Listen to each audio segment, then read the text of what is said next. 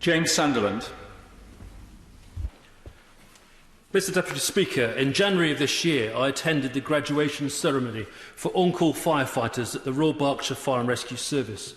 This prestigious event was held at East Hampstead Park in Bracknell and involved 24 impressive young men and women rightly celebrating their hard work and success. As anybody in this place will know, we depend upon our emergency services to keep us safe, so I'd like to pay tribute to everybody in uniform, particularly at this time, for the outstanding work they do on the front line. One can only imagine the challenging experiences they face on a daily basis, and I know that we should never take this for granted. But the graduation ceremony got me thinking. Our fantastic fire services across the UK are ultimately employed as an insurance policy.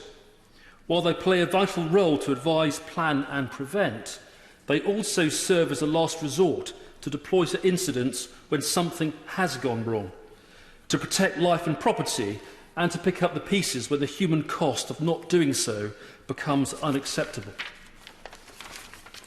So, we as policymakers do not just have a moral obligation to protect those members of the public who rightly expect the best possible regulatory framework. We also have a responsibility to those who we always call upon in unforeseen circumstances to perform their selfless duty and to ensure that they do not fall victim themselves to tragic circumstances. No one here needs any reminder that fire is a killer. I can vividly recall watching those awful pictures of Grenfell Tower on the news and subsequently seeing its charred shell whilst driving into London for work. One can only shudder at the unimaginable horror of those so gravely affected, not least 72 men, women and children who lost their lives. And as a young teenager in 1985, I can also recall those terrible scenes of the Bradford fire disaster playing out on television, with another 56 lives lost. As a regular football fan, it is clear to me that no one at any significant sporting, recreational or social event should unwittingly place themselves in harm's way, and nor indeed should anyone in any public or private building, at their place of work or simply residing at home, feel vulnerable. Mr Deputy Speaker, and this is why I welcome the Fire Safety Bill. As a much-needed piece of legislation, it fulfils many objective purposes.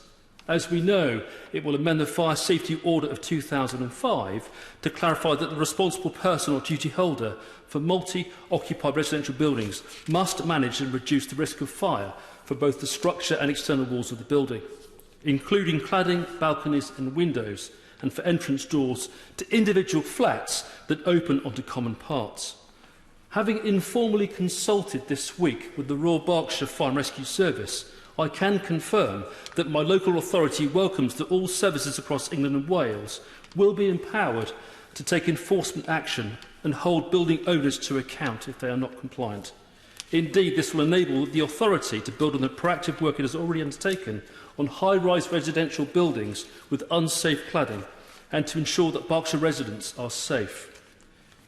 It is also prudent that the Secretary of State will be given the power to amend the list of qualifying premises, that the legislation will enable rapid developments in the design of buildings, and that provisions will allow these requirements to be brought in over time, thereby allowing a pragmatic Schedule 2.